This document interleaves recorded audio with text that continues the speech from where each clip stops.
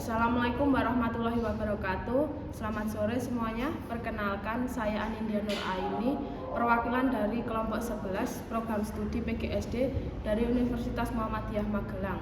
Nah, pada kesempatan ini saya akan mempresentasikan hasil analisis tim kelompok kami dengan objek yang sederhana, yaitu menyalakan lampu dengan baterai atau mini house circuit.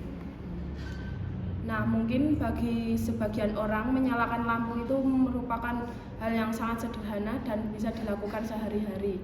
Namun, tahukah kalian bahwa di balik kesederhanaan ini tuh tersimpan banyak konsep ilmu pengetahuan yang saling berkaitan melalui pendekatan STEAM. Saya akan menunjukkan bagaimana satu objek ini tuh yang sama dapat dipelajari dari 5 sudut pandang yang berbeda, namun tetap saling melengkapi satu sama lain. Nah, pendekatan STEAM ini sangat penting diterapkan sejak jenjang sekolah dasar karena membantu peserta didik untuk memahami bahwa ilmu pengetahuan itu tidak berdiri sendiri, melainkan saling berkaitan dengan kehidupan nyata. Mari kita mulai dari huruf pertama, yaitu sains. Nah, dari sisi sains kami menganalisis prinsip-prinsip ilmu pengetahuan alam yang bekerja di balik percobaan ini. Analisis ini mencakup 3 hal utama. Yang pertama adanya konversi energi. Percobaan ini mendemonstrasikan perubahan bentuk energi. Baterai menyimpan energi dalam bentuk kimia ketika baterai dihubungkan dengan lampu melalui kabel yang membentuk rangkaian tertutup. Energi kimia ini di dalamnya diubah menjadi energi listrik. Saat arus mengalir ke lampu, energi listrik tersebut diubah kembali menjadi energi cahaya dan energi panas. Itulah sebabnya ketika kita menyentuh bohlam yang telah menyala cukup lama akan terasa hangat. Nah, yang kedua adanya aliran elektron. Di sini kami memahami konsep beda potensial atau tegangan. Arus listrik ini mengalir karena adanya aliran elektron yang bergerak dari kutub negatif menuju kutub positif. Akibatnya reaksi kimia ini terjadi dari dalam sel baterai.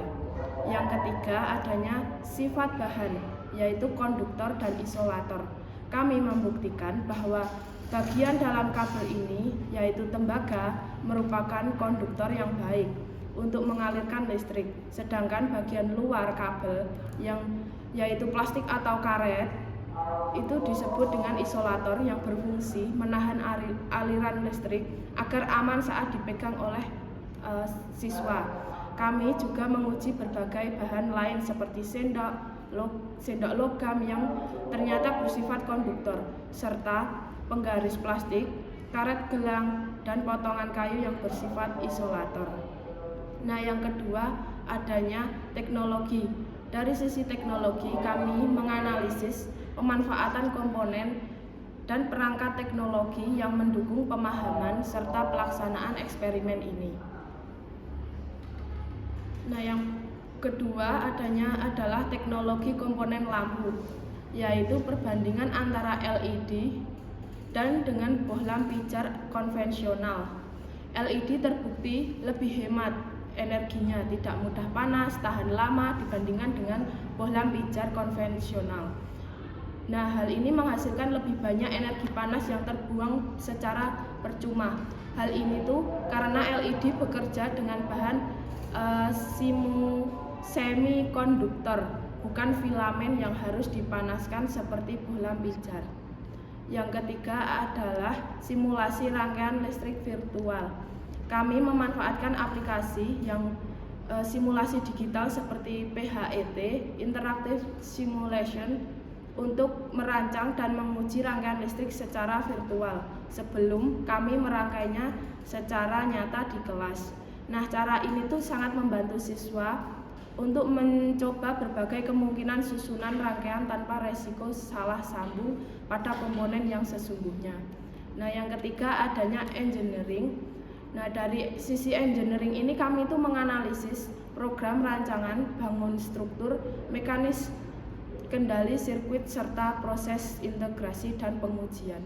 Yang pertama adalah kekokohan struktur. Nah, mengapa sebuah bangunan itu bisa menjadi kokoh? Ya, jawabannya bangunannya memerlukan fondasi yang kuat untuk menyalurkan beban ke tanah. Bangunan itu tuh memerlukan bentuk rangka yang stabil, seperti segitiga yang mampu membagi gaya secara merata, dan pembangunan memerlukan sambungan antar bagian yang kuat dan tidak mudah lepas. Nah, pada prinsip ini yang sama kami terapkan juga pembuatan struktur maket rumah kami ini. Nah, dinding dan lantai yang dari gabus atau styrofoam ini kami potong secara presisi, kemudian direkatkan dengan lem dan dikuatkan saling sambung sehingga seluruh bagian menyatu menjadi satu struktur ruangan yang kokoh dan tidak mudah roboh. Bahkan saat komponen aliran listrik ini yang ada di dalamnya tidak mudah goyang. Nah, yang kedua adanya mekanisme saklar atau sebagai solusi rekayasa. Nah, kami merancang dan memasang saklar dengan baik, mini maupun saklar sederhana dari saklar yang kami buat sebagai komponen rangkaian rekayasa yang berfungsi untuk memutuskan dan menyambungkan aliran listrik secara aman dan terkendali tanpa harus melepas kabel secara manual.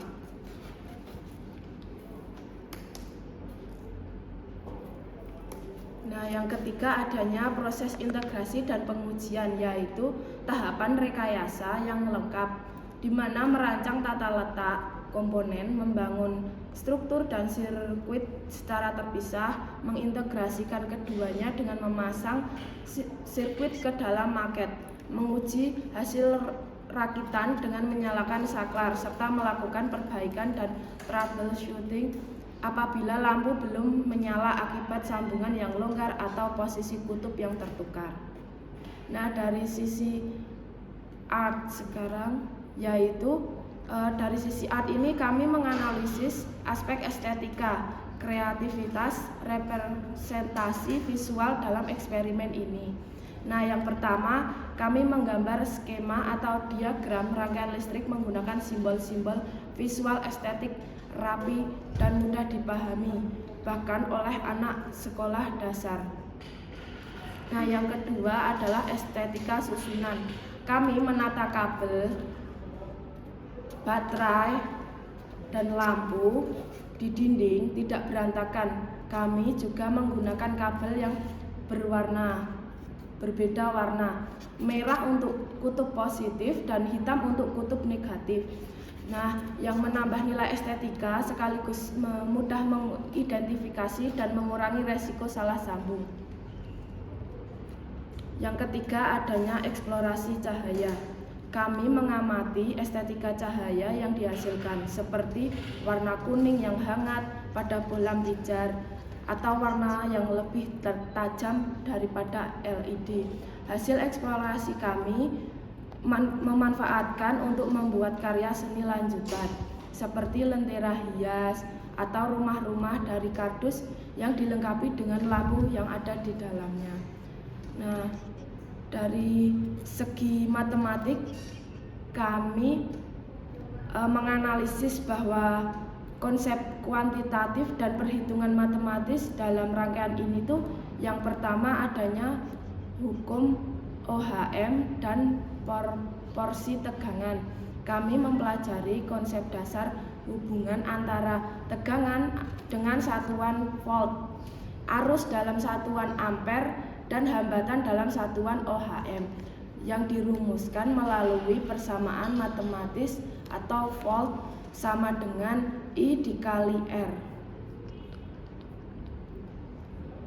Nah, kesimpulannya, jadi dari sisi sains kami memahami konversi energi, aliran listrik elektron, serta sifat konduktor dan isolator. Dari sisi teknologi kami memanfaatkan multimeter digital dibandingkan LED dan bohlam pijar, serta menggunakan simulasi rangkaian virtual.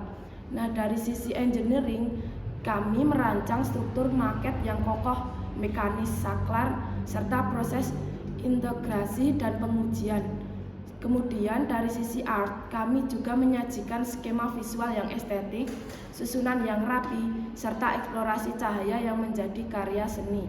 Dari sisi matematik, kami juga menghitung tegangan, kebutuhan baterai, serta panjang kabel yang secara proporsional. Sekian presentasi dari perwakilan dari kelompok 11, kurang lebihnya mohon maaf. Wassalamualaikum warahmatullahi wabarakatuh.